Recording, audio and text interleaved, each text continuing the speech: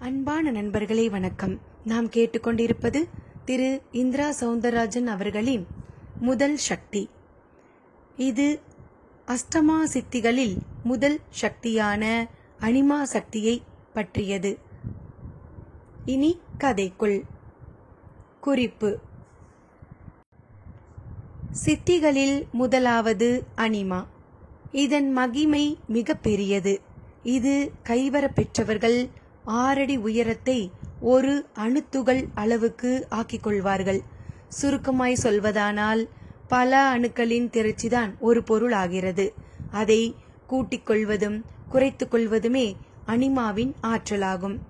இந்த ஆற்றலை யோகத்தால் அடைய பெற்றவர்கள் காற்றில் கரைந்து, எதிரில் எத்தனை பெரிய சுவரும் கதவும் இருந்தாலும் ஊடுருவி வெளியேறி விடுவார்கள்.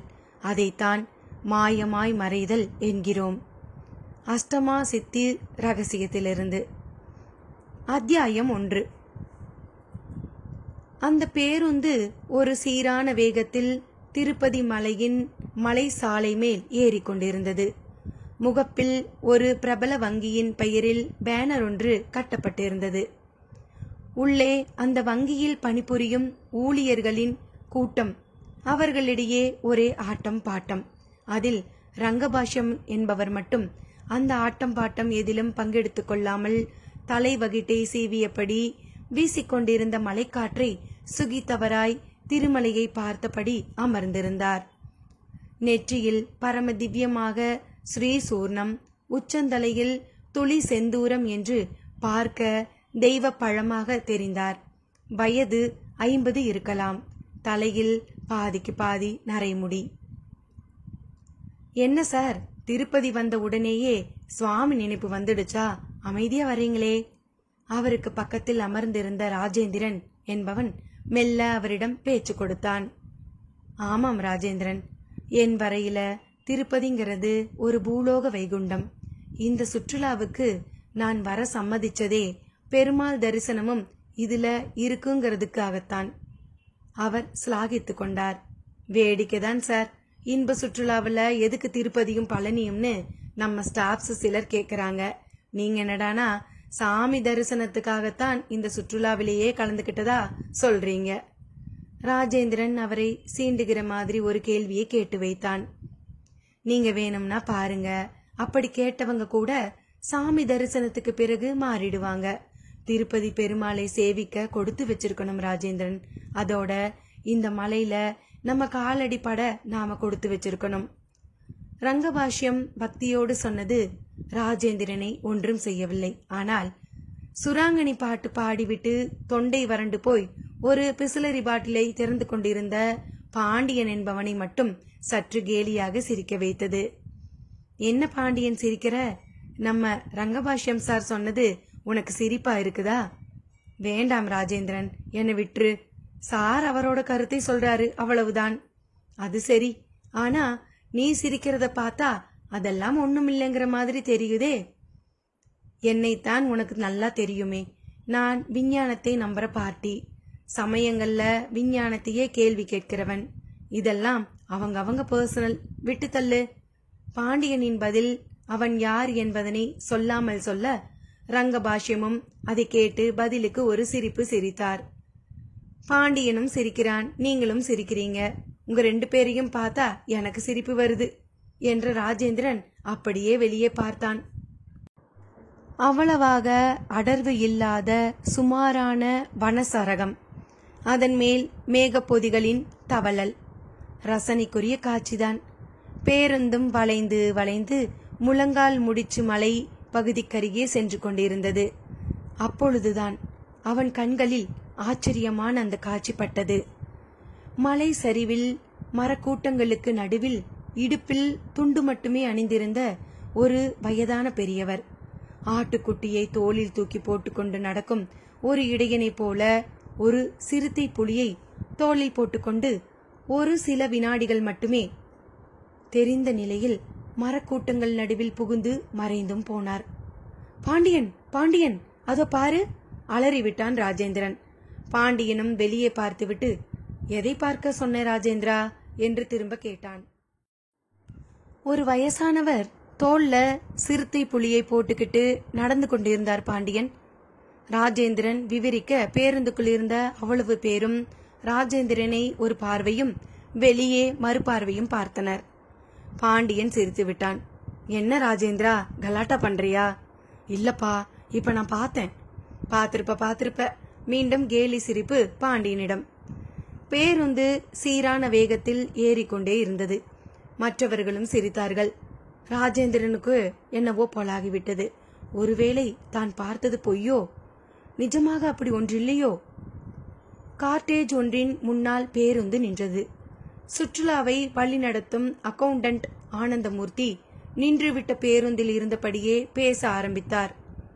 டியர் ஃப்ரெண்ட்ஸ், நம்ம சுற்றுலாவோட கடைசி இடமான திருப்பதி மலைக்கு நாம இப்போ வந்து சேர்ந்துட்டோம். சுவாமி தரிசனம் பண்ணிட்டு நாளைக்கு காலையில தான் நாம திரும்ப கிளம்ப போறோம். நடுவுல கிட்டத்தட்ட 20 மணி நேரத்துக்கு மேல் இருக்க போகுது. இந்த காட்டேஜ்ல எல்லோருக்கும் ரூம் புக் பண்ணியிருக்கு. அதுல தங்கி குளிச்சுட்டு தரிசனம் பண்ண போறவங்க தரிசனம் பண்ண போகலாம். இஷ்டம் இல்லாதவங்க அமைதியா ரெஸ்ட் எடுக்கலாம். அது அவங்கவுங்க விருப்பம். ஒரு விஷயம், நாளைக்கு காலையில 9 மணிக்கு ஷார்ப்பா நம்ம பஸ் புறப்பட்டுடும். அதை மட்டும் மறந்துடாதீங்க. ஆனந்தமூர்த்தி பேசிவிட்டு முதல் ஆளாக தன் சூட்கேஸுடன் கீழே இறங்கினார். பின்னாலேயே வேக வேகமாக இறங்கினார் ரங்கபாஷ்யம். கடைசி ஆளாகத்தான் இறங்கினான் பாண்டியன். கை காலையெல்லாம் நெட்டி முறித்துவிட்டு அப்படியே சுற்றி ஒரு பார்வை பார்த்தான். எல்லோரும் நடந்தபடி இருந்தனர். அவர்களில் ராஜேந்திரன் தீவிர சிந்தனையோடு தேங்கி தேங்கி நடப்பது தெரிந்தது. ராஜேந்திரா. என்ன பாண்டியன்? ராஜேந்திரனும் நின்று திரும்ப, உன் திட்டம் என்ன? கேள்வியோடு நெருங்கினான் பாண்டியன். இனிமேதான் யோசிக்கணும். அப்போ சாமி கும்பிட போறதில்லையா நீ? கூட்டம் அதிகமா இருந்தா அடுத்த தடவை தான். இருந்தாலும் இல்லைனாலும் அடுத்த தடவையே கும்பிட்டுக்கோ. நாம அப்படியே ஒரு ரவுண்ட் அடிச்சுட்டு வருவோம். பாண்டியனின் கேள்விக்கு அரை மனதாக தலையை ஆட்டியவன் தொடர்ந்து நடந்து அறைக்குள் சூட்கேஸை வைத்தான். பாண்டியனும் வைத்துவிட்டு வெளியே வந்தான். இருவரும் சேர்ந்து நடந்தார்கள். நடக்கும்போது ராஜேந்திரனிடம் திரும்பவும் அந்த புலி மனிதர் பற்றிய பேச்சு. பாண்டியா, நான் நிஜமா அந்த புலி மனுஷனை பார்த்தேன்பா. பேசாம வா ராஜேந்திரா. அந்த காட்டுக்குள்ள கால் வைக்கவே இடமில்ல. அவ்வளவு புதர். இதுல ஒரு ஆளு தோல்ல புலியோட நடந்தான்னு என்னையா அர்த்தம்? எதுக்கு இப்படி ரீல் விடுற? இல்ல பாண்டியா, நான் பார்த்தேன், என்னை நம்பு. சரி ராஜேந்திரா, நீ பார்த்த, இப்ப பேசாம என் கூட வா. பாண்டியன் ராஜேந்திரனின் பேச்சுக்கு ஒரு முற்றுப்புள்ளி வைத்துவிட்டு நடந்தான். ராஜேந்திரனுக்கு என்னவோ போலாகிவிட்டது. மீண்டும் மனசுக்குள் குடைச்சல். நான் பார்த்த அந்த காட்சி உண்மையா பொய்யா? மலை ஜே ஜே என்று இருந்தது. பாதிக்கு பாதி மொட்டை தலைகள், ஊடே கருப்பு கயிறு, டாலர்கள் என்று விற்கும் கூட்டம் வேறு. ஒரு இடத்தில் சடை பிடித்த தலையும் மிக நீள தாடியுமாக ஒரு பிச்சைக்கார சந்நியாசி ஒருவர் ஒற்றை காலில் நின்று கொண்டு பிச்சை எடுத்தபடி இருந்தார். முன்னால் துண்டு விரித்து கிடக்க அதில் சில்லறைகள். அந்த சந்நியாசி பல மணி நேரமாய் துளி கூட அசைவே இல்லாமல் நிற்கிற மாதிரிதான் தோன்றியது.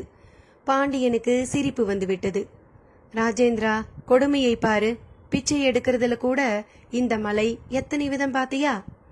அவன் கேட்ட நேரம் அந்த சந்நியாச மனிதர் எதிரே ஒரு கார் வந்து நின்றது. உள்ளே இருந்து பட்டு வேட்டியும் தங்க சங்கிலியுமாய் ஒரு பெரியவர் சந்நியாசியை பார்த்துவிட்டு வெகு வேகமாக இறங்கி வந்தார். சந்நியாசியும் அவரை பார்த்து ஒரு சின்ன புன்னகையை உதிர்த்தார். சாமி, என்ன சாமி இது கோலம்? இது அந்த பணக்காரர். ஒண்ணுமில்ல, நேர்த்திக்கடன். இது சாமியார். நேர்த்திக்கடனா? உங்களுக்கா? என்ன சாமி இது, நீங்களா இப்படி பிச்சை எடுக்கிறீங்க? ஏன், எடுத்தா என்ன? இல்ல சாமி, உங்களை நான் இங்க இப்படி பாப்பேன்னு நினைக்கவே இல்ல. தொந்தரவு பண்ணாத, போய் அந்த ஏழுமலையானை தரிசிச்சு போயிட்டே இரு. பிச்சைக்கார சாமியாரின் பதிலும் பணக்கார மனிதரின் கேள்விகளும் பாண்டியனையும் ராஜேந்திரனையும் அதிர வைத்துவிட்டது. அதன் பின் அந்த பணக்காரர் எதுவும் பேசவில்லை.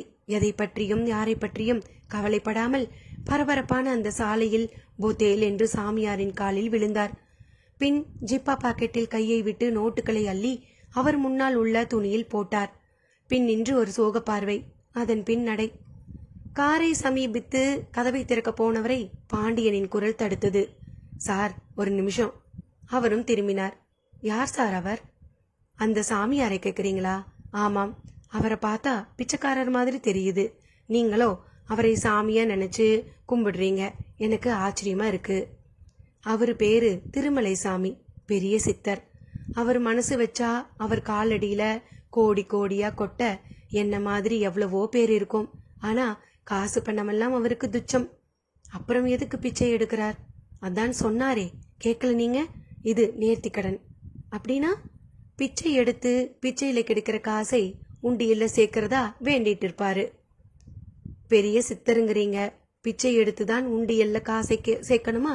வேடிக்கையா இருக்குதே. நேர்த்தி அப்படி இப்படியெல்லாம் கூட வேண்டிக்குவாங்களா? பாண்டியன் ஏளனமாய் கேட்ட கேள்விக்கு அந்த பணக்காரரிடம் ஒரு சிரிப்பு தான் பதிலாக முளைத்தது. அதற்கு மேல் எதையும் பேசவில்லை. காரில் ஏறி போய்விட்டார். பாத்தியா ராஜேந்திரா, என்னோட கேள்விக்கு அந்த ஆளால பதில் சொல்ல முடியல.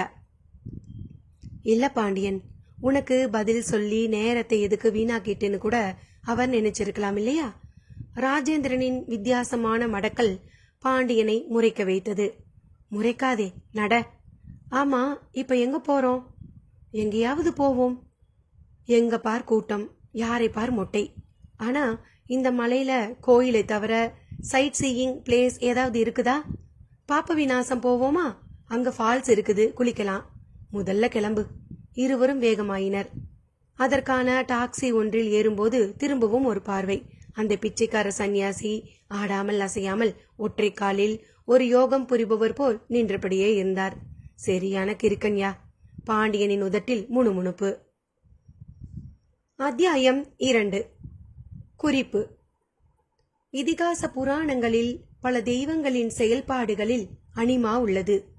தேவர்களுக்கும் அசுரர்களுக்கும் யுத்தம் நேரிட்ட போது அசுரர்களின் பார்வையில் இருந்து தப்ப பல தேவர்கள் அனிமா யோகம் மூலமாகவே தங்கள் பௌதீக புற உடலை, அதன் அணுக்களை கலைத்து அதை ஒரு புள்ளி அளவு சிறிதாக்கிக் கொண்டு காற்றில் மிதந்தும் செடி கொடிகளின் ஊடே பதுங்கியும் தப்பினர்.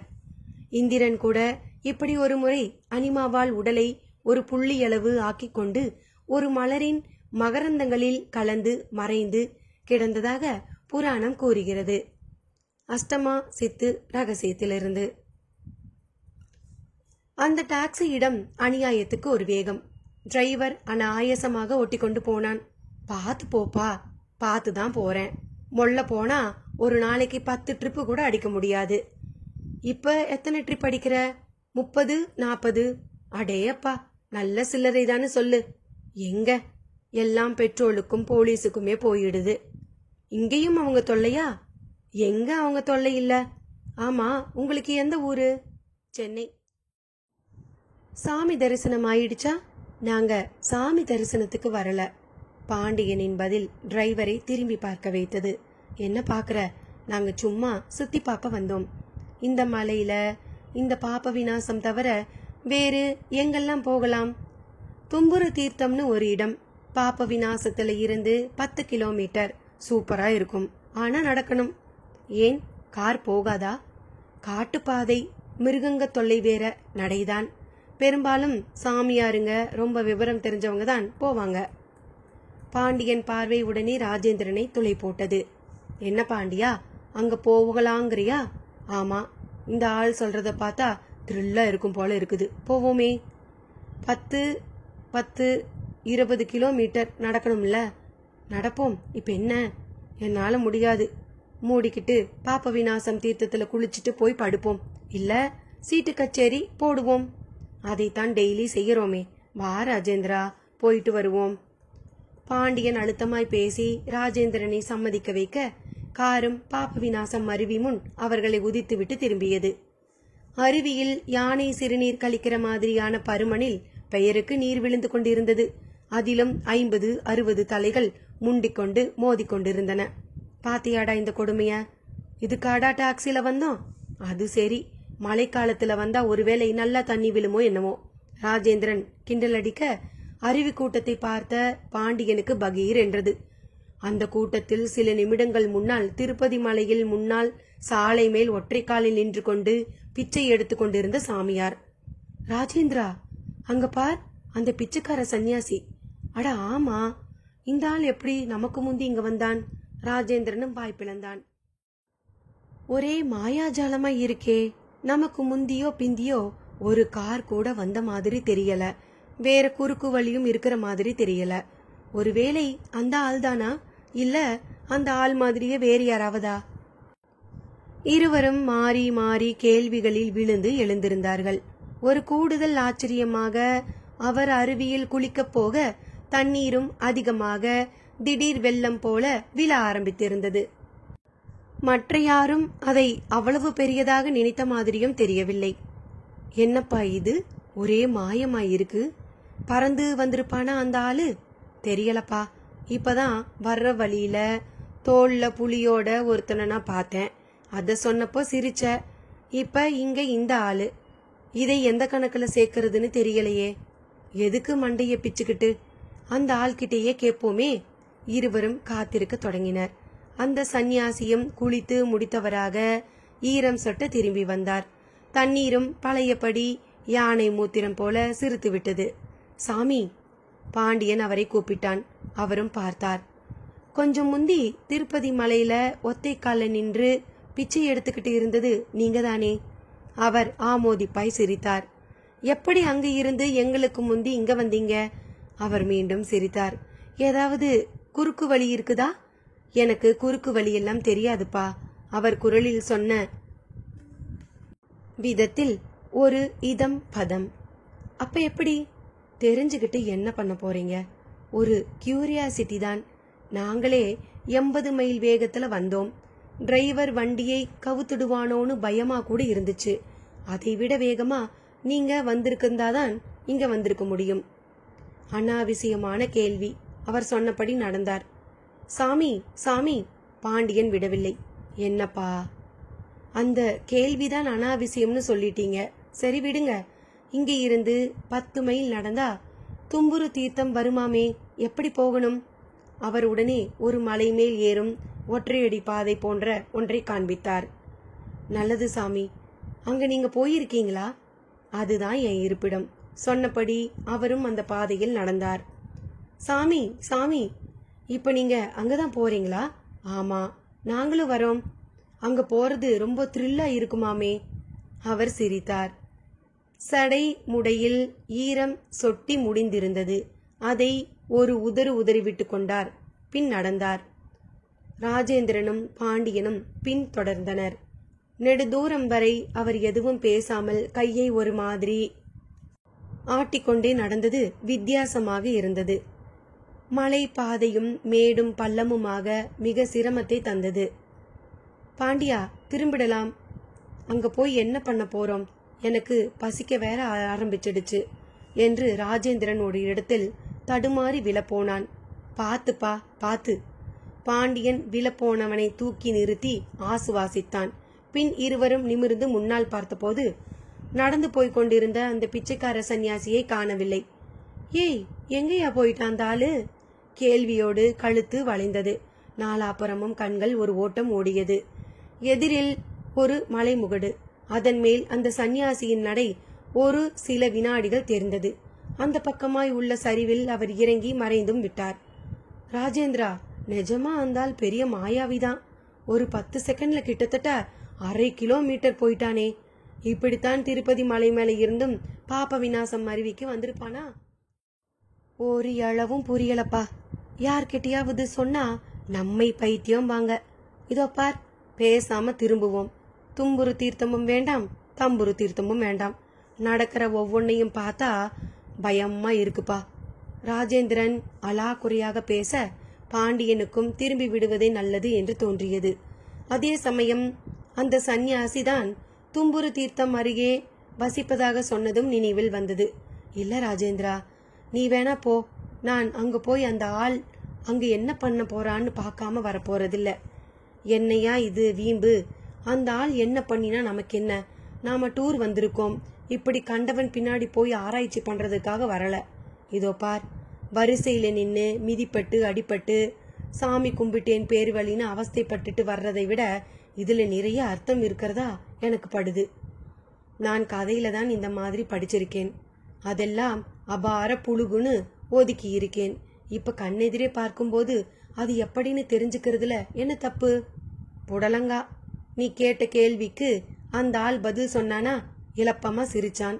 இப்ப அங்க போய் மேலும் மேலும் கேள்வி கேட்டா அடிச்சாலும் அடிச்சிடுவான். பேசாம வாப்பா. அடிபட்டாலும் பரவாயில்ல, நான் பதிலை தெரிஞ்சுக்காம வரமாட்டேன். பாண்டியனின் உறுதி ராஜேந்திரனுக்கு எரிச்சலை பீரிட வைத்தது. சரி, போயிட்டு வா, நான் போறேன். எப்பவும் எல்லாருக்கும் ஒரு வழினா உனக்கு மட்டும் தனி வழி. ராஜேந்திரன் திரும்பிட பாண்டியன் அதை பற்றி கவலைப்படாமல் வேகமாக நடந்தான். ஆச்சரிய உணர்வுகள் அவனுக்குள் கொழுந்து விட்டு எரிந்தபடி இருந்தது. மலைப்பாதையும் நீண்டு வளைந்து வளைந்து நெளிந்து போய்கொண்டே இருந்தது. ஒரு வளைவில் ஓங்கி வளர்ந்திருக்கும் பிச்சி மரத்தின் அடியில் அந்த பிச்சைக்கார மனிதர் படுத்தபடி கிடந்தார்.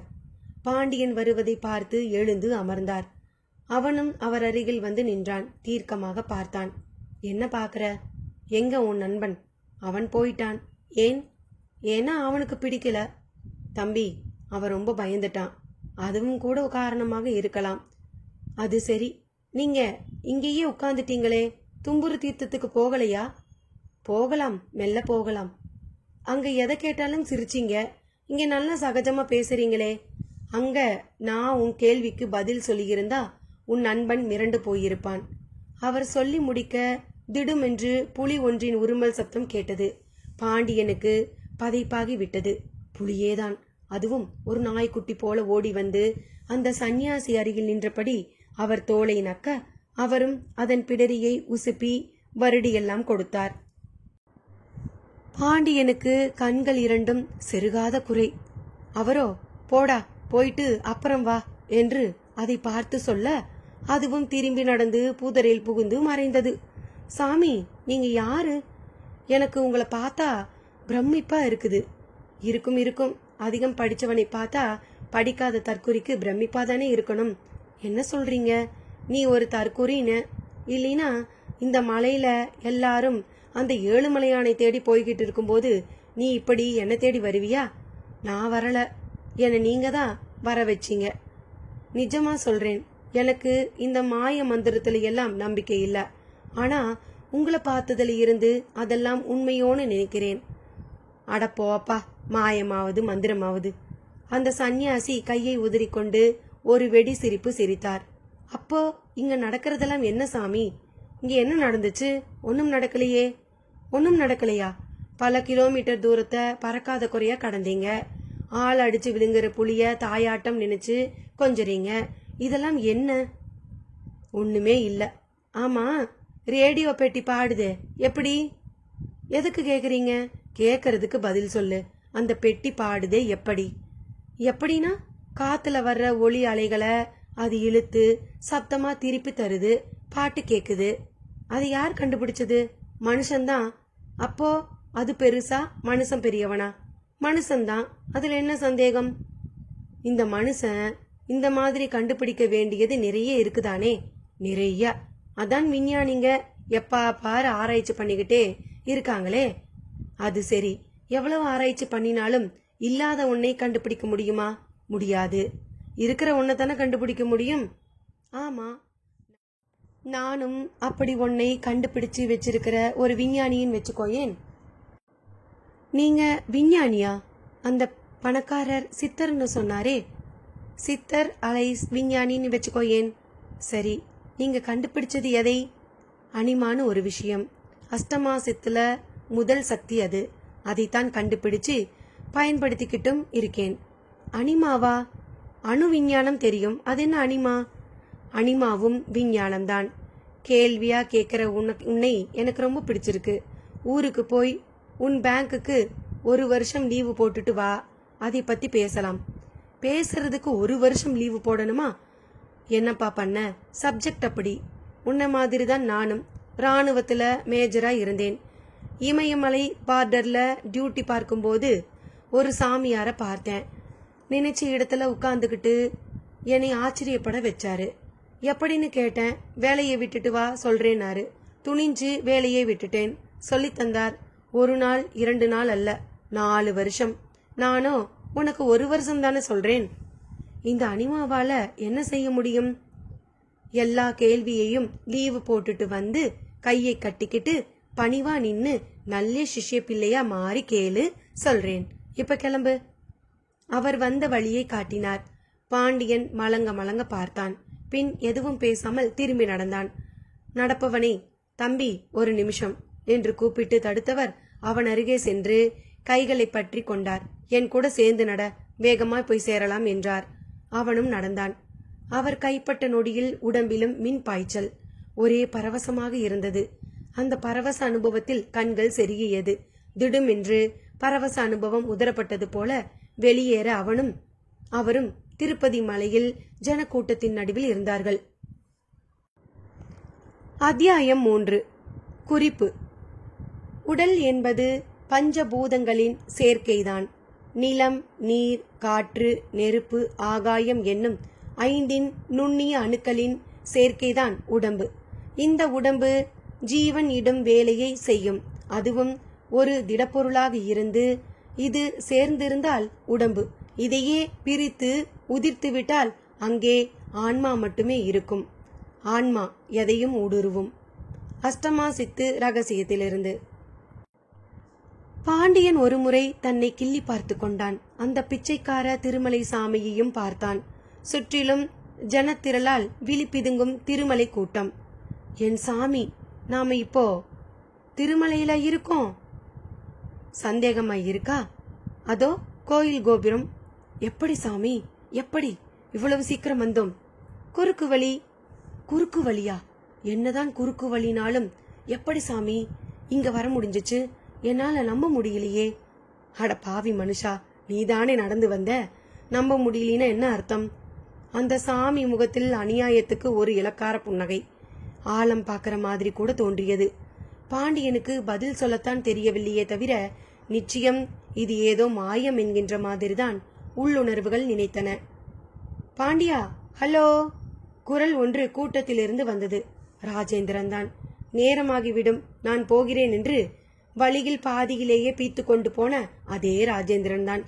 ராஜேந்திரனும் அவனை சமீபத்து, என்னப்பா என்ன கட் பண்ணிட்டு எனக்கு முந்தி இங்க வந்து நிக்கிற?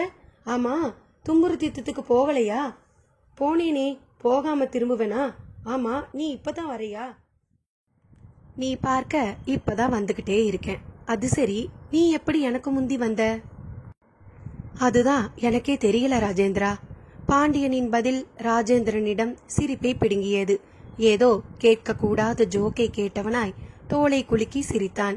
இல்ல ராஜேந்திரா, நான் சொல்றது உண்மை. நீ வேணா இந்த பிச்சைக்கார சாமியை கேளு. இவர் யார் தெரியுமா? பாண்டியன் திரும்பினான். திருமலை சாமி ஒரு ஓரமாய் போய் பிச்சை எடுக்க உட்கார்ந்திருந்தார். திரும்பவும் அவனுக்கு திடுக்கென்று ஆனது. இவர் முன்ன ஒத்த கால்ல ஆடாம அசையாம நின்னு பிச்சை எடுத்துக்கிட்டு இருந்தார்.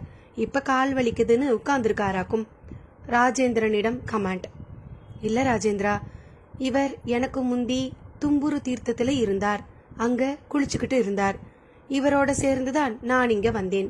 கண்மூடி கண் திறக்கிறதுக்குள்ள அங்க இருந்து இங்க வந்துட்டோம். எப்படின்னு கேட்டா குறுக்கு வழியில கூட்டிக்கிட்டு வந்ததா சொல்றாரு. என்ன பாண்டியன் ஆச்சு உனக்கு?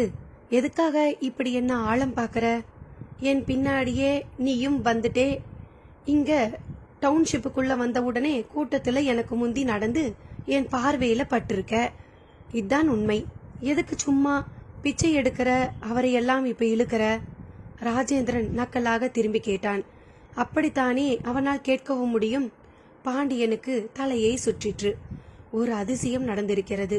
ஆனால் நிரூபிக்க முடியவில்லை. இது திருப்பதியா இல்லை மாயலோகமா?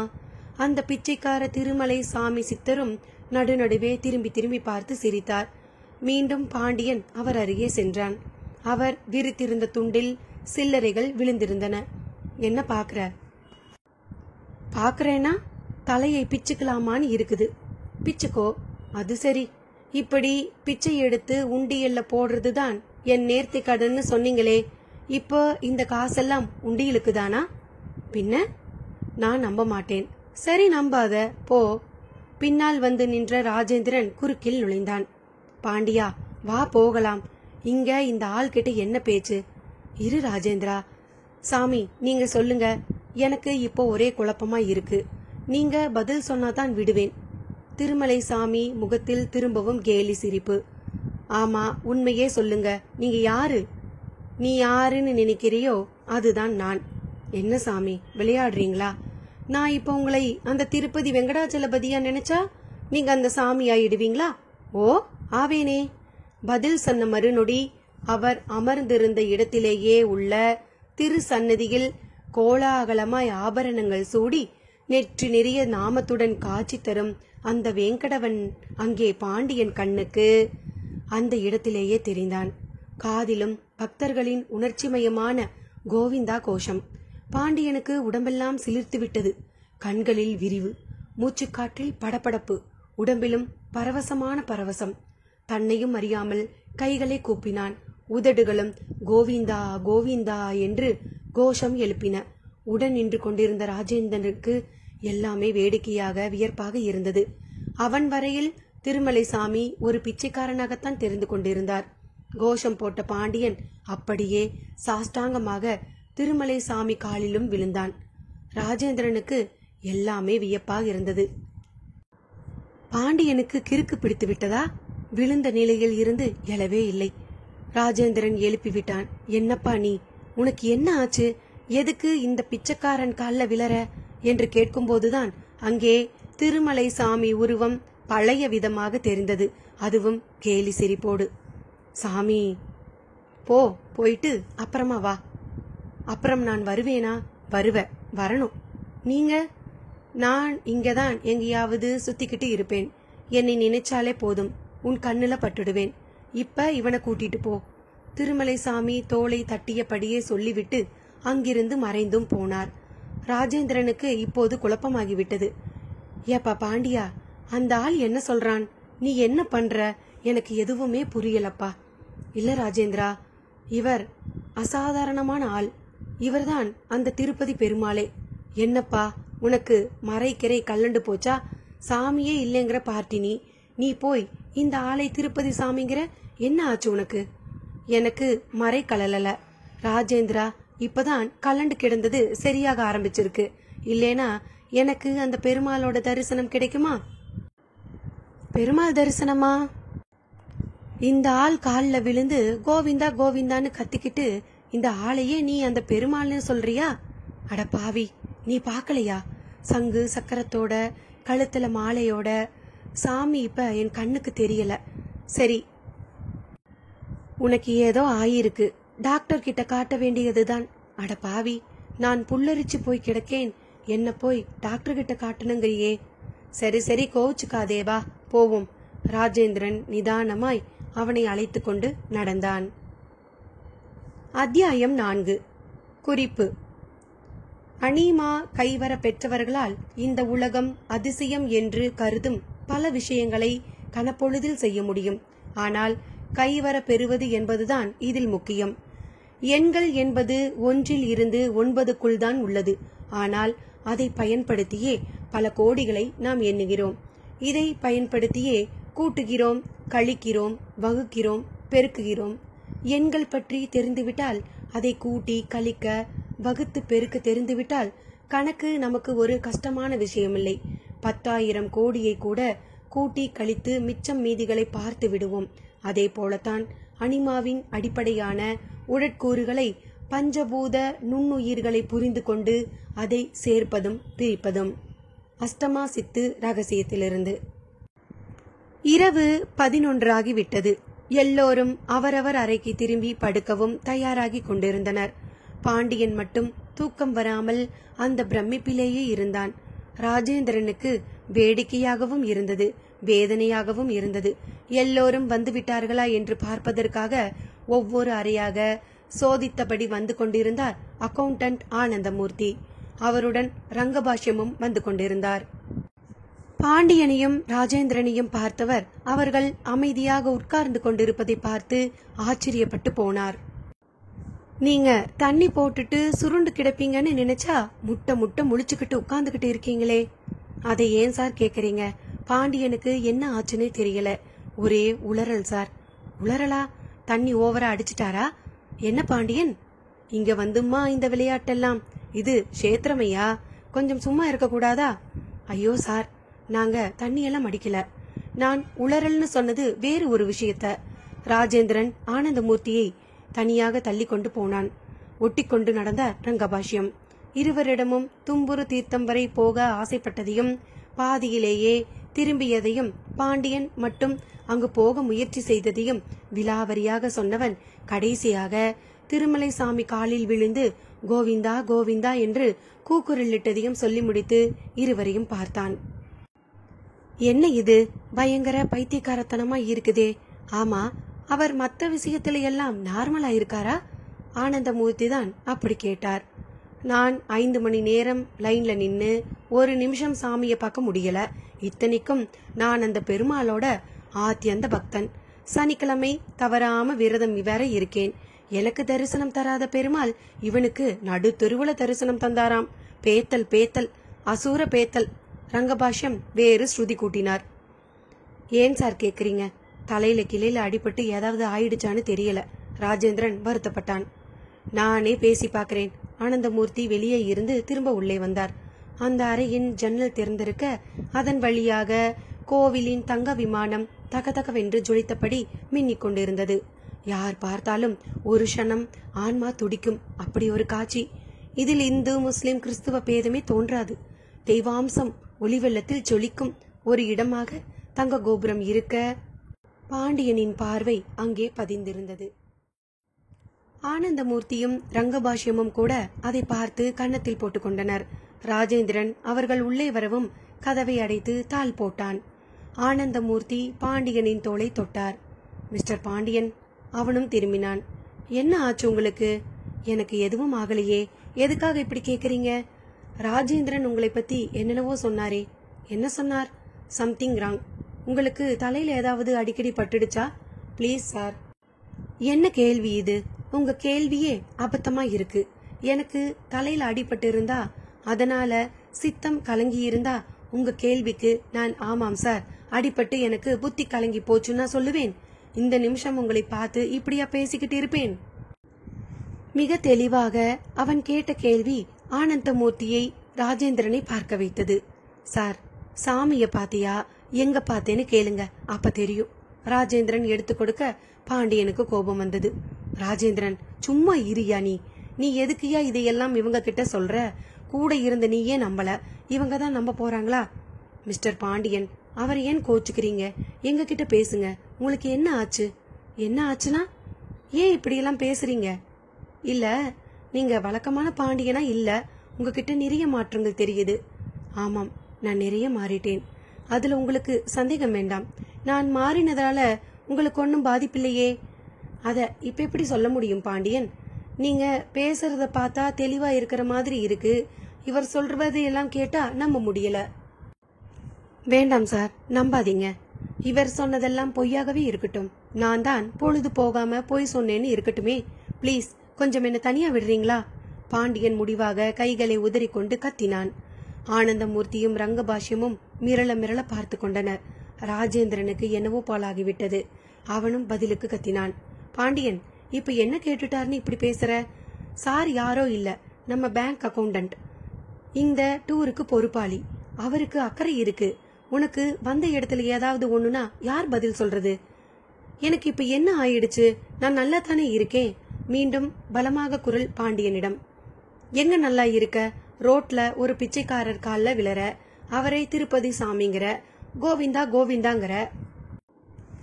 இதோ பார் ராஜேந்திரா, அவர் பிச்சைக்காரர் இல்ல, அவர் ஒரு சித்த புருஷர். அவர் மனசு வச்சா பணமெல்லாம் சுண்டக்கா. அப்படியா? அதான் நாலனா எட்டனாவுக்கெல்லாம் பிச்சை எடுக்கிறாரா? அவர் பிச்சை எடுக்கிறது நேர்த்தி கடனுக்காக. பாண்டியா, நீயா இதை நம்புற? நிஜமா நேர்த்தி கடனுக்கு பிச்சை எடுக்கிறதால சந்தேகப்பட்டு இதெல்லாம் அலட்டல்னு சொல்ற நீயா இதை நம்புற? இல்ல ராஜேந்திரா, அவர் பிச்சைக்காரர் இல்ல, அவர் அசாதாரணமான புருஷர். நான் எப்ப நினைக்கிறேனோ அப்ப என் எதிரே வருவதாக சொல்லிட்டு போயிருக்கிற ஒரு அசாதாரண மனுஷர் அவர். பாண்டியனின் பதிலும் ராஜேந்திரனின் கேள்வியும் ஆனந்தமூர்த்தியை ரங்கபாஷ்யத்தை பார்த்து நெற்றி பொட்டு அருகே ஆள்காட்டி விரலை சுற்றுவிட்டன. சந்தேகமில்ல, இந்த பாண்டியனுக்கு மறைதான் கலண்டிருக்கு என்பது அதன் உள்பொருள். பாண்டியனும் அதை பார்த்துவிட்டு மேலும் கோபமானான். அக்கவுண்டன்ட் சார், என்ன என்னை பைத்தியம்னு முடிவு பண்ணிட்டீங்களா? சில பரவசங்களை அனுபவிச்சாதான் சார் தெரியும். நான் அனுபவிச்சவன். நீங்க யாரும் அனுபவிக்காததை அனுபவிச்சவன் நான் என்று நெஞ்சை நிமிர்த்தினான். நீ எதையும் அனுபவிக்கல பாண்டியா. பதட்டப்படாம சொல்றத கேளு. அந்த பிச்சைக்காரன் உன்னை என்னவோ செய்துட்டான். இல்ல, அவர் அப்படிப்பட்டவர் இல்ல. இப்ப நான் கூப்பிட்டா இங்க வருவாரு, பாக்கறியா? எங்க கூப்பிடு பாக்கலாம். சாமி, வாங்க சாமி, இவனோட தொல்லை தாங்க முடியல. என்னை பைத்தியம்னு நினைக்கிறாங்க. சாமி, வாங்க சாமி. பாண்டியன் சின்ன குழந்தை போல கேவியபடியே வெளியே ஜன்னல் வழியாக பார்த்தான். அடுத்த நொடி டொக் டொக் சப்தம்.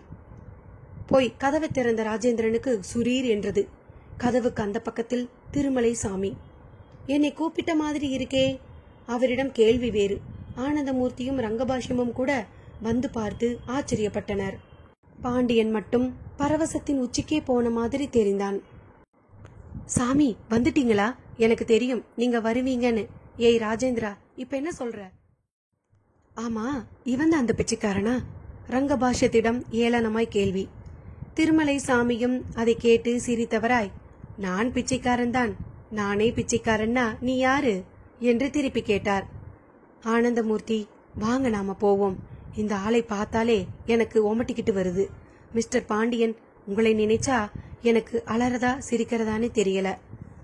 ரங்கபாஷ்யத்தை ஊன்றி பார்த்தவர், இப்ப என்னை எதுக்குப்பா கூப்பிட்ட என்று பாண்டியன் பக்கம் திரும்பினார். சாமி, இவங்க நான் உங்களை மதிச்சு பேசுறத தாழ்வா நினைக்கிறாங்க. என்னோட அனுபவங்களை நம்பாம என்னை பைத்தியம்னு சொல்றாங்க சாமி. அப்படியா? சரி, உன்னை இனி யார் என்ன சொல்றாங்களோ சொல்ற மாதிரியே அவங்க ஆயிடுவாங்க. நீ கவலைப்படாத. சாதாரண முறையில் சொல்லிவிட்டு திரும்பி நடந்தார் திருமலை சாமி. ஆனந்தமூர்த்தியும் ரங்கபாஷ்யமும் தலையில் அடித்து கொண்டனர். ராஜேந்திரன், இனியும் நாம இங்க இருந்து இவர்கிட்ட பேசினா அந்த பிச்சைக்காரன் சொன்ன மாதிரி அவருக்கு பைத்தியம் பிடிச்சிருக்கோ இல்லையோ நமக்கு பிடிச்சிடும். தயவு செய்து ஊருக்கு போய் வீட்டுல அடையிற வரையக்காவது அவரை பத்திரமா பாத்துக்கோங்க. அப்புறம் எக்கேடோ கெட்டு போகட்டும் என்றபடியே கிளம்பியும் சென்றனர். ராஜேந்திரன் பார்வை பாண்டியனை துளை போட்டது. ஆனால் எதிர்த்து கேள்வி கேட்கத்தான் தைரியம் வரவில்லை. அத்தியாயம் 5. குறிப்பு. நம் கண்களால் பார்க்க முடிந்ததை விட பார்க்க முடியாதவையே அதிகம் இந்த உலகில் இறைந்து கிடக்கின்றன. வெளிச்சம் இருந்தால் பார்க்க முடிவதும் திடமான வஸ்துக்களை அறிவதும் பெரிய விஷயமே இல்லை.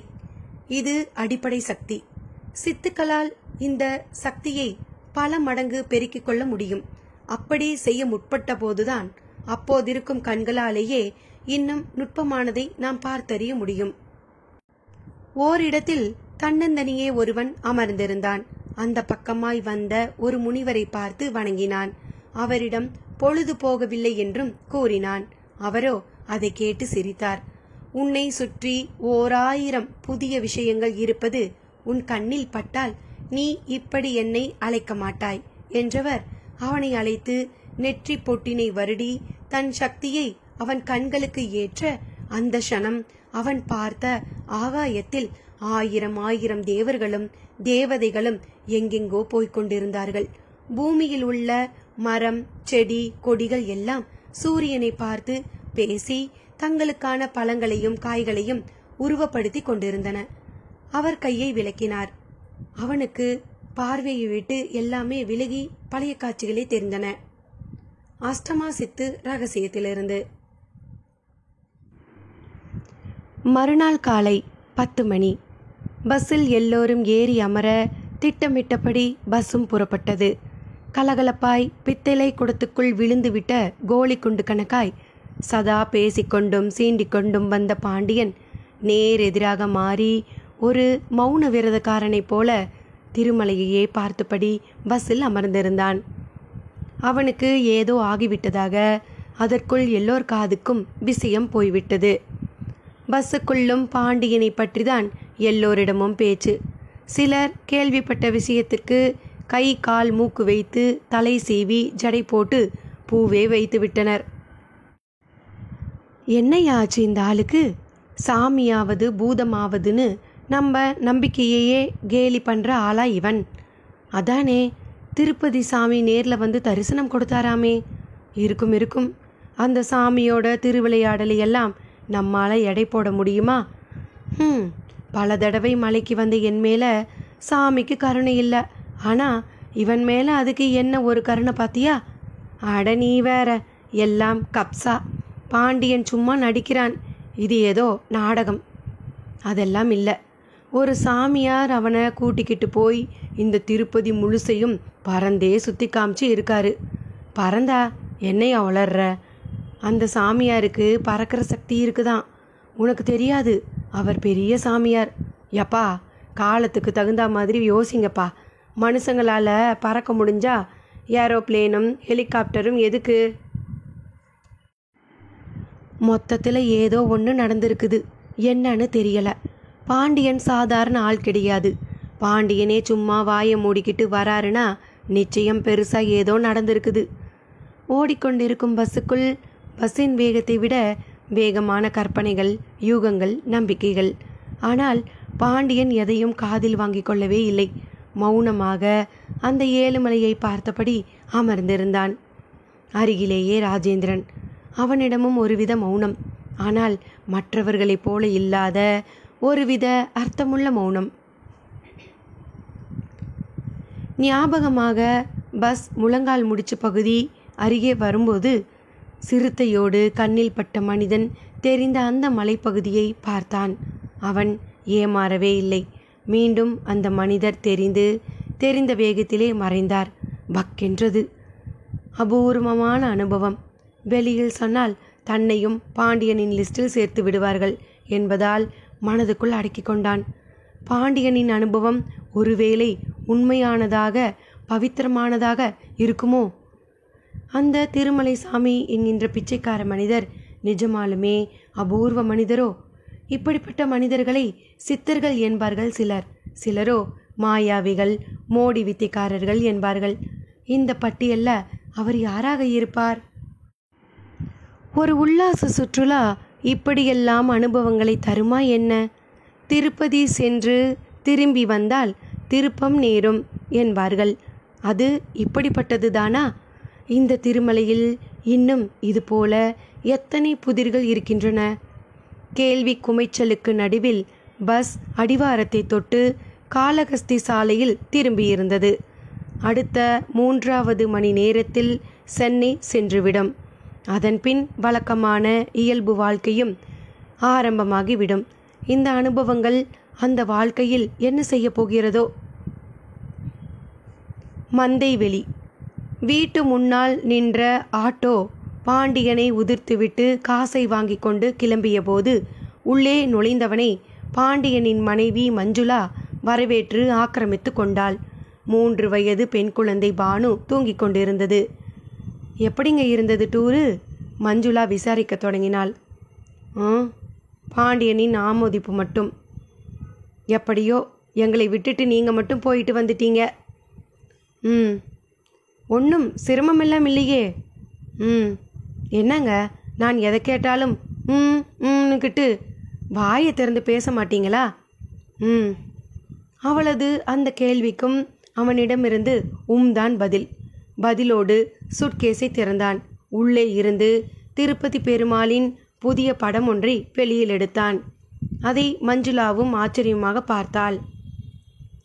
என்னங்க இது? சாமி படம்? யாருக்கு? அவள் கேள்வியில் அது தன் குடும்பத்துக்காக இருக்காது என்னும் தீர்மானம். அவன் அதை கேட்டு மெலிதாக சிரித்தான். பின் நமக்குத்தான் என்றான். நமக்கா? நிஜமாவா? ஆச்சரியமா இருக்கே. நீங்க வாங்கினீங்களா இல்லை யாராவது வாங்கி கொடுத்தாங்களா? அவள் கேள்விகளுக்கு பதில் சொல்லாமல் படத்தை எடுத்துக்கொண்டு சமையல் கட்டு பக்கம் சென்றான். அங்கேதான் ஒரு பிறையில் சில சாமி படங்களையும் வைத்து மஞ்சுளா வழிபட்டு கொண்டிருந்தாள். அங்கே கொண்டு சென்று படத்தை வைத்தவன் எட்ட நின்று ஒரு பார்வை பார்த்தான். பிறகு திரும்பி வந்து குழந்தை பானுவுக்காக வாங்கி வைத்திருந்த பொம்மைகளை வெளியே எடுத்து போட்டான். குழந்தை படுக்கையில் ஒரு பக்கமாய் ஒரு கழித்து படுத்து கொண்டிருந்தது. பொம்மைகளை பார்த்தவள் அதற்காக சந்தோஷப்படாமல் அவன் சாமி படத்தை வாங்கி வந்ததிலேயே குறியாக இருந்தாள். தனக்கு என்ன வாங்கி வந்தாய் என்று கூட கேட்கவில்லை.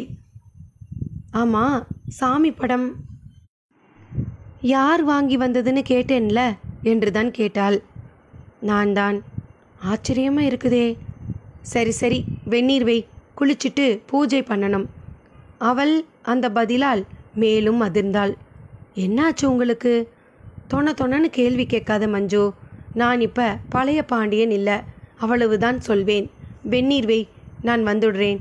அவன் டாய்லெட் நோக்கி செல்ல தொடங்க மஞ்சுளாவை அதிர்வும் ஆச்சரியமும் ஆக்கிரமிக்க நடுவில் தொலைபேசி சினுங்கள் போய் காதை கொடுத்தாள். தங்கச்சி, நான் ராஜேந்திரன் பேசுகிறேம்மா. சொல்லுங்கண்ணே, எப்படி இருந்துச்சு டூர்? டூரெல்லாம் நல்லா தான் இருந்துச்சு. ஆமாம், பாண்டியன் என்ன பண்ணிகிட்ருக்கான்? பாத்ரூம் போயிருக்காரு. ஒரு ஆச்சரியம் பாருங்கண்ணே, திருப்பதி சாமி படம்லாம் வாங்கிட்டு வந்திருக்காரு. அதெல்லாம் ஒன்றும் ஆச்சரியம் இல்லைம்மா. அவனை கவனிச்சியா? ஆள் அடியோட மாறின மாதிரி தெரியுமே. ஆமாண்ணே, அவரே கூட அப்படித்தான் சொன்னார். லொடன்னு பேசுகிறவர் வந்ததில் இருந்து உம்முன்னு ஒரு வார்த்தையிலேயே பதில் சொல்லிக்கிட்டு இருக்கார். போன இடத்துல என்னென்ன ஆச்சு? அதை சொல்லத்தான் நானும் ஃபோன் பண்ணினேன். திருப்பதி போகிற வரை ஒரு பிரச்சனையும் இல்லை. திருப்பதியில் தான் எல்லா மாயாஜாலமும் ஆரம்பமாச்சு. என்னென்ன சொல்கிறீங்க? அது சரி, திருப்பதியில் சாமியவே நேரில் பார்த்ததா ஏதாவது சொன்னானா? திருப்பதி சாமியை இவர் நேரில் பார்த்தாரா? என்னென்ன சொல்கிறீங்க? பதட்டப்படாத. எனக்கும் உனக்கு எப்படி சொல்லி புரிய வைக்கிறதுன்னு தெரியலை. என்னன்னே, ஏதாவது நடக்கக்கூடாதது நடந்துச்சா? நடக்கக்கூடாததா இல்லை நடக்க வேண்டியது தான் நான் எல்லாம் சொல்ல தெரியலம்மா. எனக்கும் கூட விசித்திரமான அனுபவம் எல்லாம் ஏற்பட்டது. ஆனால் உன் புருஷனுக்கு ஏற்பட்ட அனுபவம் மாதிரி கிடையாது. என்ன அனுபவம்னே அது? திருப்பதி போயிட்டு வந்தா நல்லதுன்னு தானே சொல்லுவாங்க. நான் விவரமாக அப்புறம் வந்து நேரில் சொல்கிறேன். அவனை கவனி. அவன் டோட்டலாக மாறிட்டான். எதுவுமே பேச மாட்டேங்கிறான். அவன் பழைய பாண்டியனாக மாறணும்.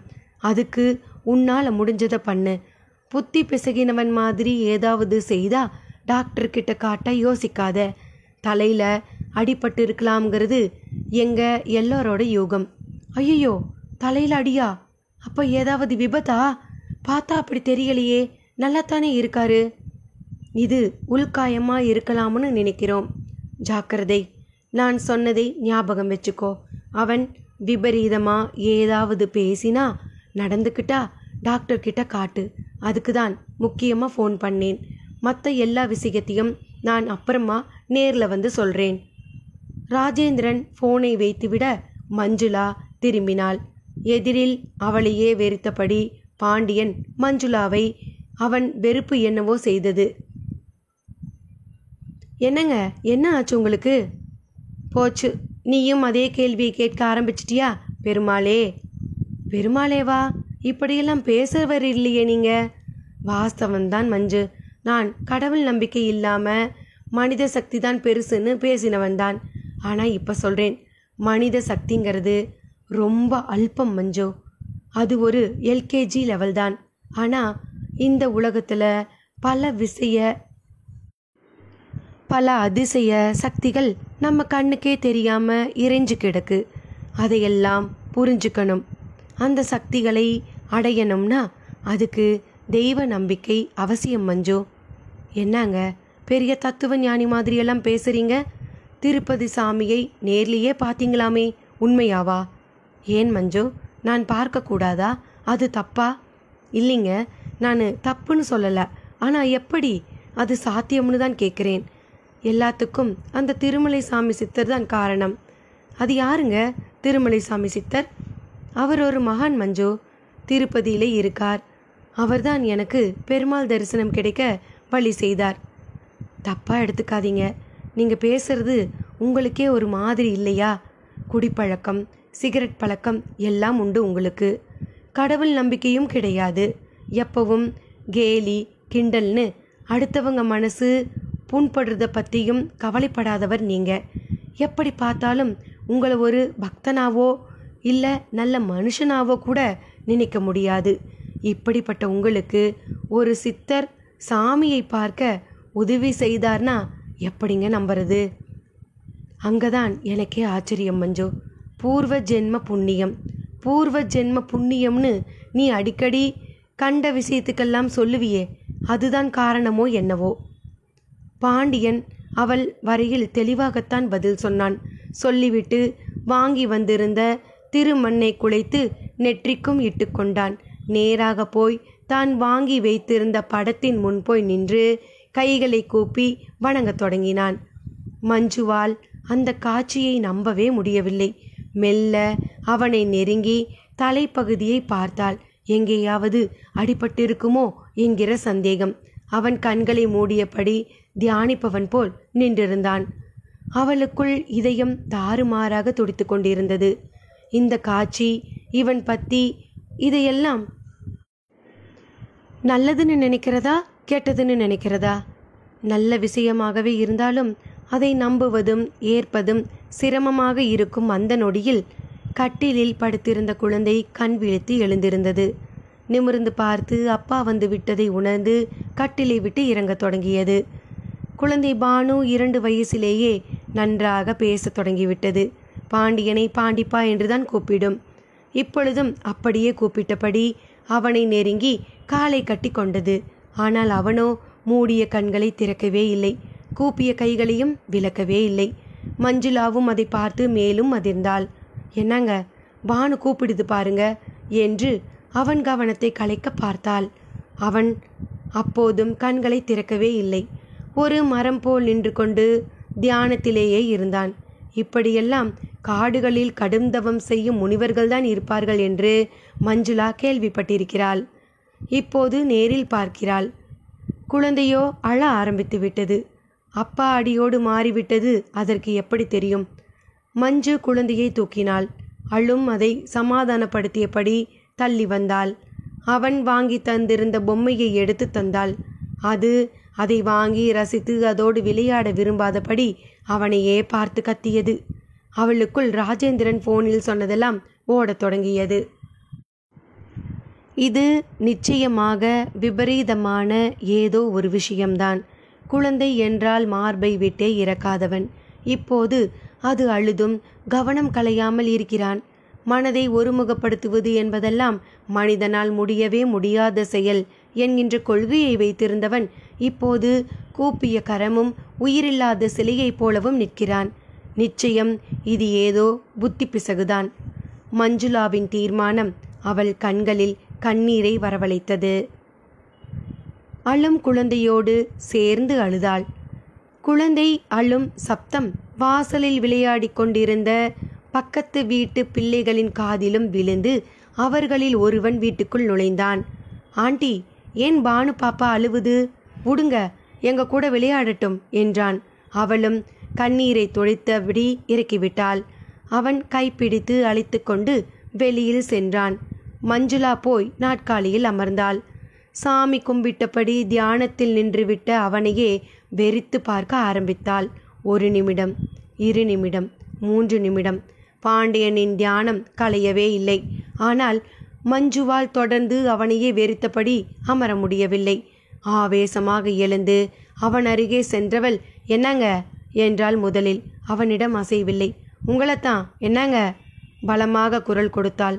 அடுத்து அவனிடம் சின்ன பதில் சலனம் கூட இல்லை.